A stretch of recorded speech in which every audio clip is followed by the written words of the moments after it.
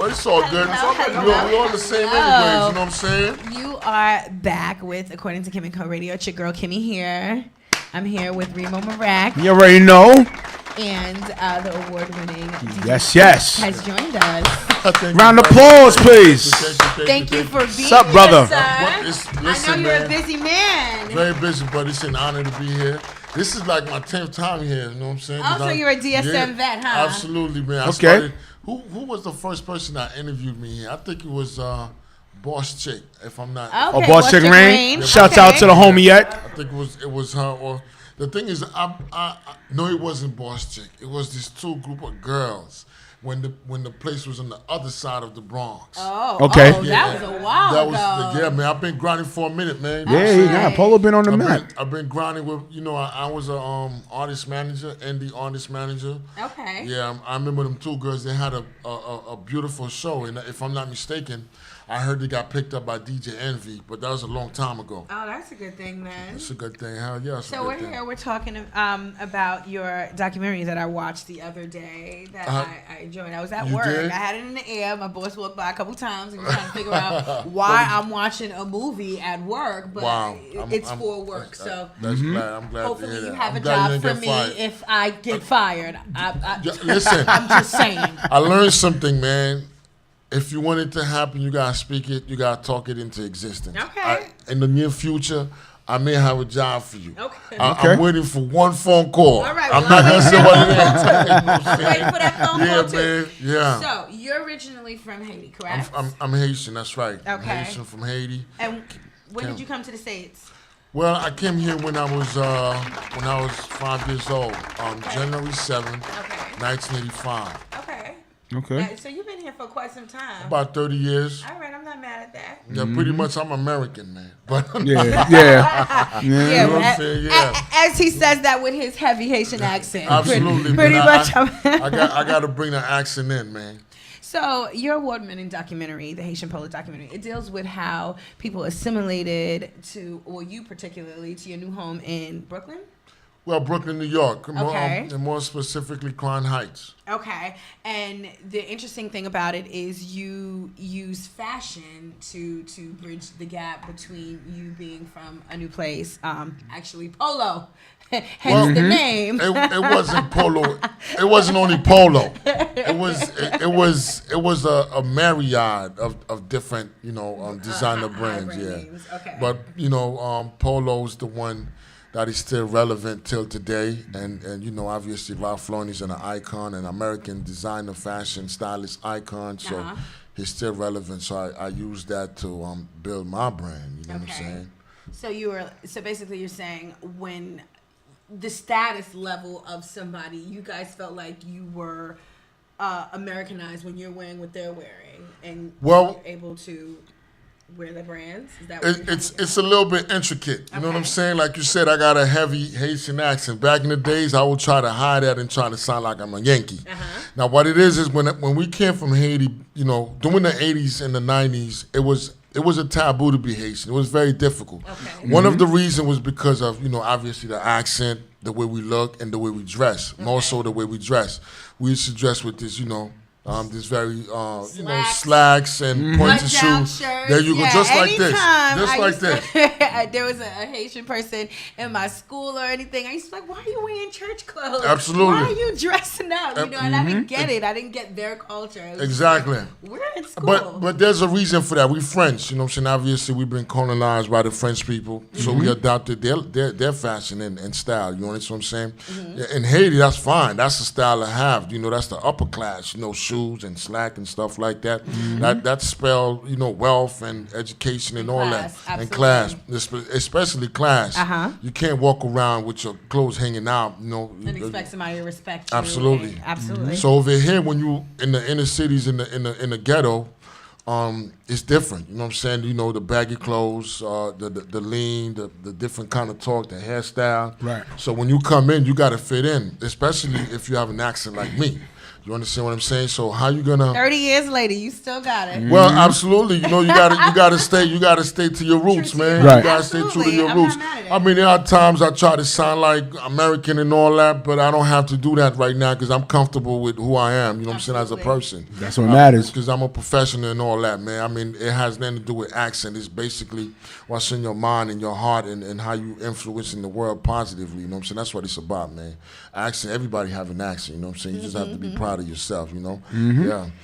So when I was watching the documentary, I saw Sadat X on it, right? Is that who I saw? That's right. From Sadat X is Miami? the OG. You know. I said, what the? How'd that happen? Do you know him personally? Is he an old friend of yours? Sadat X from Brand New Being Back. Well, yeah, he's Haitian. Nah, he know a lot of Haitians. The thing is, when I was growing up, hip hop was my thing. You know what I'm saying? Eric B and Rakim, Cool G Rap, LL Cool J, Brand Nubians, and all these people. I always wanted to be like them. I wanted to be where they were at. So as I got older, you know what I'm saying? I learned the game and I understand how to network and move around a little bit. You know, eventually things change. You know, Sadat X moved in the neighborhood and I met a friend online that knew him. And Oh, so you guys kind of grew up together. No, I didn't grow up with him. You know what I'm saying? Later in life. Later in life, Okay. I met him to a mutual a friend that I met on Instagram. Oh. And he introduced me to Social Sadat. media, There you go, bringing social people media. together. Absolutely. One like at a time. And at that time, I was handling artists, so I wanted to cut a couple of records. I think I got about 2 records with Sadat X. Dope. Okay. Absolutely. So, and then, you know, I started calling him, and we started talking. And the documentary came up. I'm like, damn, you're OG. You're a low head. As a matter of fact, you're a low life. So you know this Major thing, low life. a major low life and things like that. And I told him about it, and he was excited, and he became part of it. Okay. That's that what's was up. Cool. Yeah, I was like, I told you I was listening at work. I was like, wait, is that who I think it is? So when did you decide to do the documentary? Well, I was in my office, and I was mad bored. And I started reflecting on growing up, and I started going to social media, navigating, and I saw people wearing the old clothes that I used to wear. And I'm like, damn, they still wear that stuff? You know, polo flags and teddy bears and different kind of, you know, design. Well, you know, it comes back around. Yeah. Fashion is definitely revolving. And once I saw these pictures and these clothes, I started remembering how I had to fight for my life out here. I had to deal with all the challenges. I had to, you know what I'm saying, pretend to be American and I wasn't. So I'm like, you know what? I'm going to put something together to demonstrate and detail, you know, the young Haitian experience growing up here in Brooklyn, New York. And I didn't know how to put it together, you know what I'm saying? So I'm like, you know what, but around that time, you know, I became a little bit savvy in the game in terms of using different names and different ways of putting things to build a hype.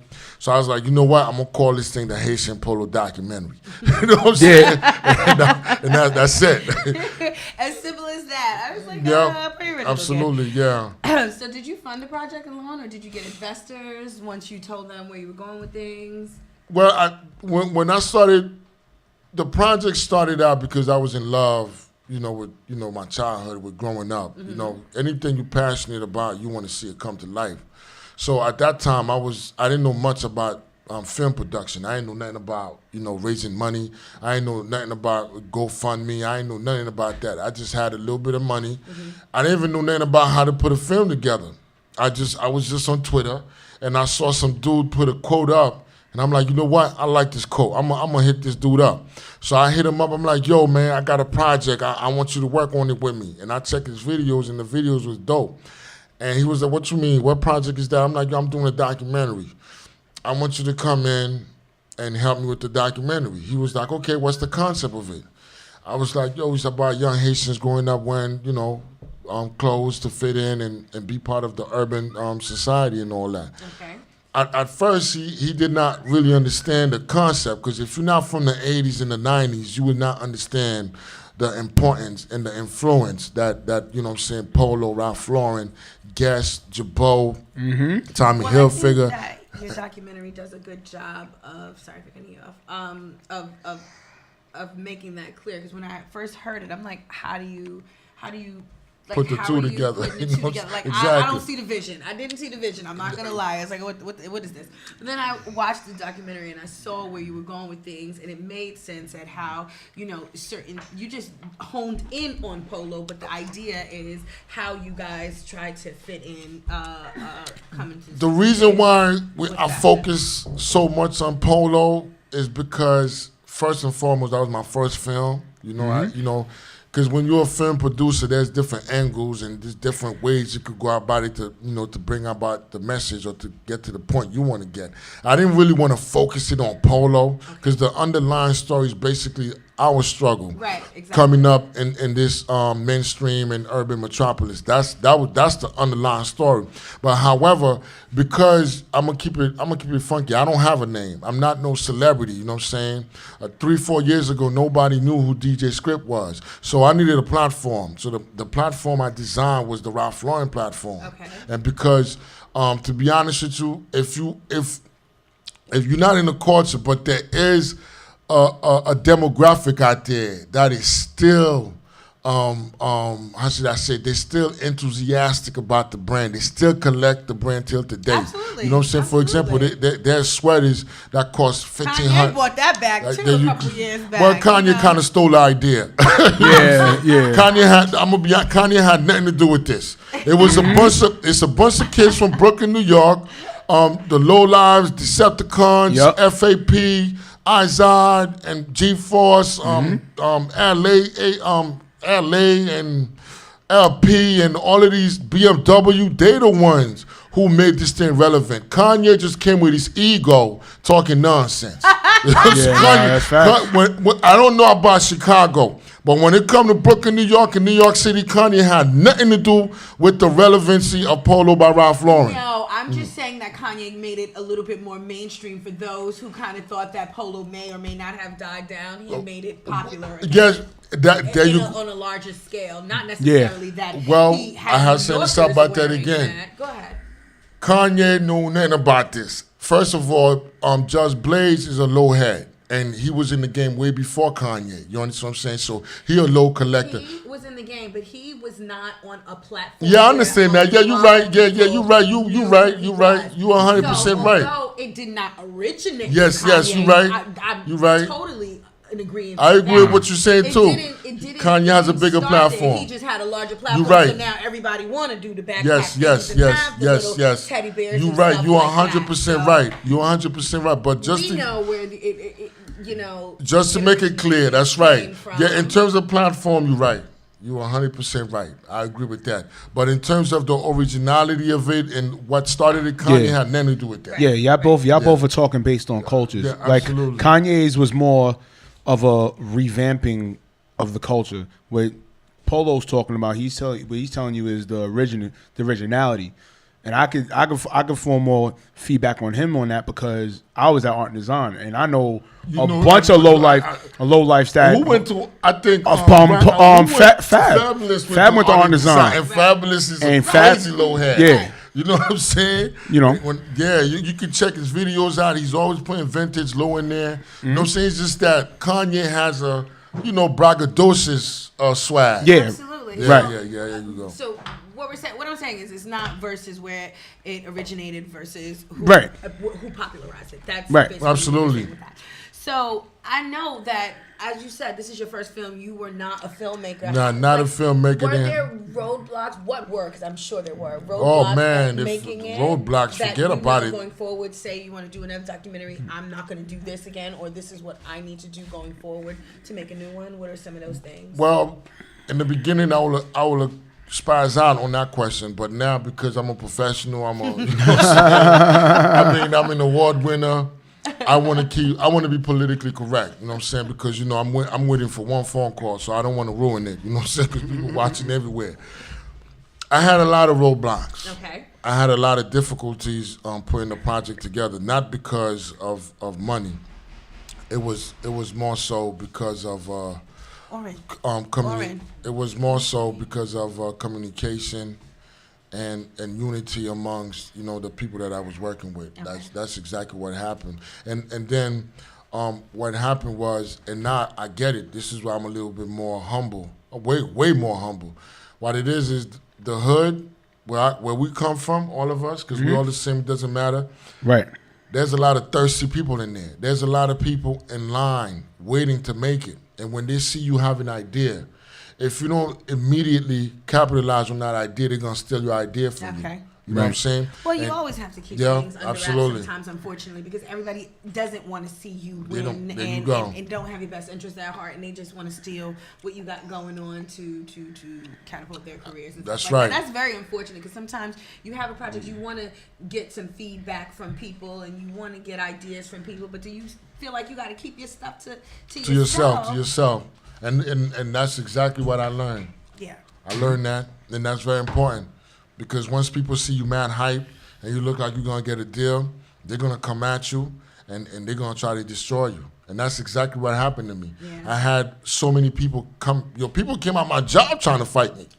About the project? Yeah, because you just don't know what polo mean to put people in Brooklyn. No, you know what I'm saying? Well, I get it, but wow. Yeah, because a lot of people felt, their own different emotions. As a matter of fact, most of the guys who's on the project, some of them, they got so jealous, they don't even want to promote it.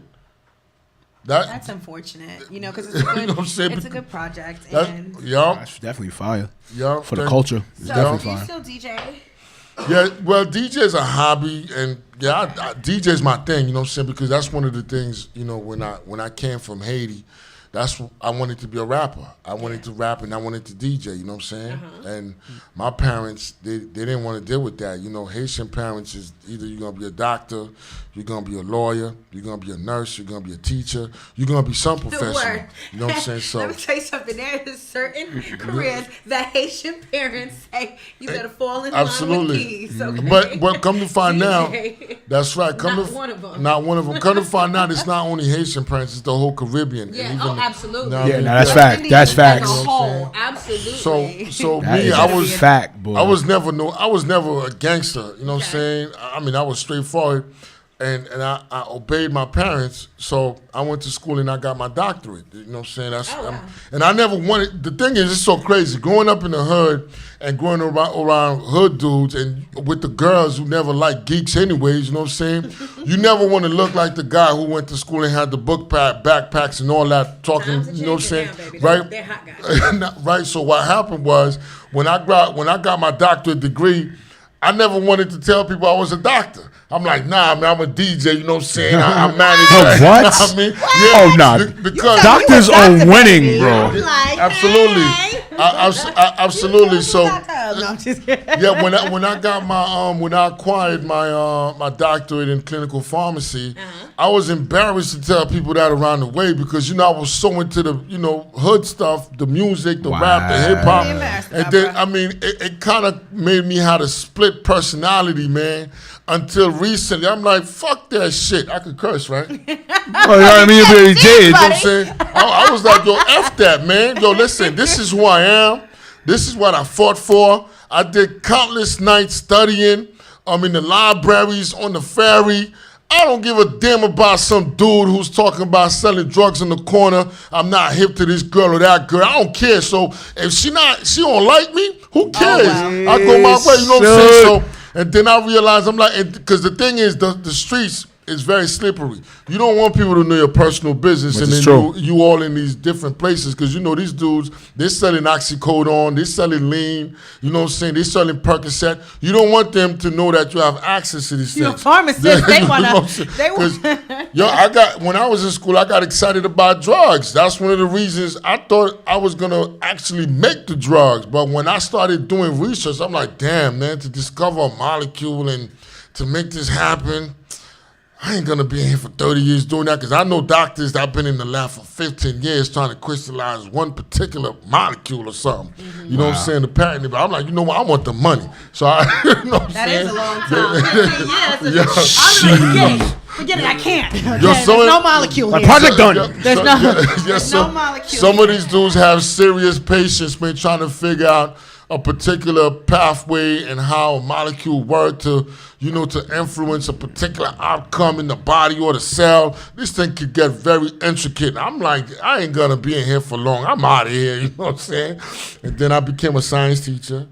Oh, wow. Nice. Yeah. Education. Shouts out to the education. Yes. Education. Yeah, that's Shout right, out to the man. educators, That's right, for real. man. That's a job that I Facts. take my hat off. I can't do it. I can't Yeah, man. I'm not Patience. teaching your nappy headed kids that's that you right. ain't trained at home because they bad. Okay, these kids are bad. Yup. I have them hemmed up in the closet somewhere. I'm sorry. Man, I did. I Miss spent- Thomas, I can't breathe. I know. I got hit with paper balls and apples and all that.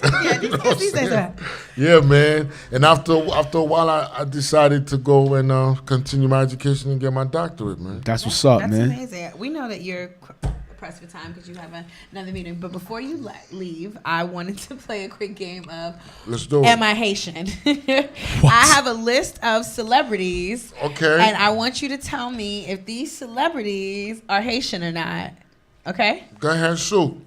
Dawn Richards from Danity Kane. Don Richard. That one I'm gonna have to pass.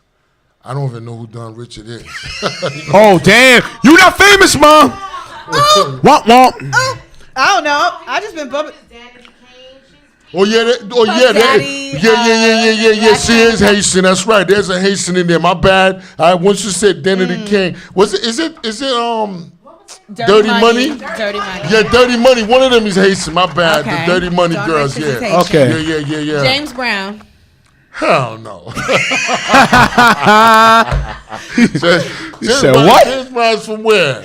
Blake- Down south somewhere. Yeah, he is South Carolina. Blake Griffith. Yeah, he's part Haitian. Megan Good. Megan Good. Nah, Megan Good ain't Haitian. No. Maxwell. Yeah, hell yeah, he went in here inside the video. Maxwell is Puerto Rican and Haitian. Haitian. Yeah, Puerto Rican. He's half and Haitian, half. that's Jason right. Derulo. Hey, tell y'all know his cousin. Me and his cousin Polo. Yo, Polo, what up? You see, talking about your cousin, boy. Mona Yeah. Scott Young. I was with Mona Scott a couple of weeks ago. She's yes or no? She Haitian, that's right. Yeah. Rick Ross. That is a big question mark. I heard this guy run with a bunch of Haitians, but he's not Haitian. That one I don't know. He's not Haitian. He's not Haitian. That one I don't know. Future. Future's Haitian. Usher. Us is Haitian. Just recently, a couple of months ago, he was at my man's spot. He ate the most common Haitian dish ever, and that's. Well, I don't want to play him, but he ate it. You know what I'm saying? I ain't gonna play him. Morgan Freeman. Nah, Morgan Freeman ain't Haitian. Denzel Washington. Damn, that's the Haitian Denzel right here. Nah, Denzel ain't. Went on live with it. Official. Nah, Denzel ain't Haitian. And Oprah. Well, we wish. That would have been crazy. Polo would have been like, yes. Yeah. So you got Desmond. So I think you got them all right. A Yeah. question mark on the Rick Ross. Yes, you know you're Haitians. We're not. So okay. You know what's so funny? What? There's a great deal of Haitian in the industry. Facts, by far. Garcelle Bouvet. Yeah. There's Right, plenty lie. of- yeah. I was with a couple absolutely. yesterday. They're running up to me. I'm Haitian. I'm like, you're not Haitian. You don't sound like me. I'm Haitian. You ain't got Okay. You know what I'm Let the Ruger spray. Bang, out bang, to Haiti. bang. So There you before we go. go, let everybody No, know Oren. what's coming up with you and where they can find you on social media. Facts. Well, listen, man. Over the years, I was extremely negative, because I came from a negative environment. Well, not my parents. My parents were tough on me, to prevent me from getting messed up on the street. But in general, the streets, I was very negative. I became extremely positive, and over the years, because of that, I've developed a self-esteem that is so strong, can nobody break it. So this is why I have the Haitian Polo documentary, which I converted into a play. I took a little bit. You guys gonna come? I'm gonna invite y'all to the play. That's what's You know up. what I'm saying? I took a little ATN bit. Co in the That's building. right. I took a little bit from Tyler Perry. So that's what's coming up. As a matter of fact, next week we got a meeting with it. And like I said, I'm waiting for one phone call. Okay. I get this phone call, my life will change forever. Well, not forever. It's gonna change. It's gonna be a different dynamic. Okay. And that's that. Good luck to that. We got our fingers So we crossed got for the. you. That's right. We got the vintage play, which is an immigrant story. It's about growing up in Brooklyn, New York, with all this drama, fashion, and everything. You know what I'm saying? Okay. That's dope. And you guys can follow me on Instagram, DJ Script, DJ_SCRIPZ, or you can follow me on SCRIPZ_2017, or you can follow me at Script Vintage. Because I'm on my vintage floor right now. You see, this is MCM vintage sunglasses. Facts. You know what I'm saying? This is what we do. Swag. now, It's man. sunny in the studio, Baller. but he had to Doesn't wear his matter. glasses, all right? Doesn't matter. Okay. That's right, you know what I'm Okay. saying? It's And I not also shop. specialize in vintage fashion. I'm a vintage stylist. I got my video about to come out with Apple J. Shout out to Apple J, you know what I'm saying? We're going to do it big on Party All Night or Party Okay. Tonight, you know what I'm saying? I'm directing it, I'm producing it, I'm promoting it, and I'm writing the treatment, so we lit. Okay. You know what I'm All saying? right. Well, shout out to you. Definitely Polo. keep us posted when the play comes out. We're about to go on break, but when we come back, we're gonna ask our questions of the day. So make sure you guys are tuned in. Ha! Thank you guys. I really appreciate Thank you that. for coming.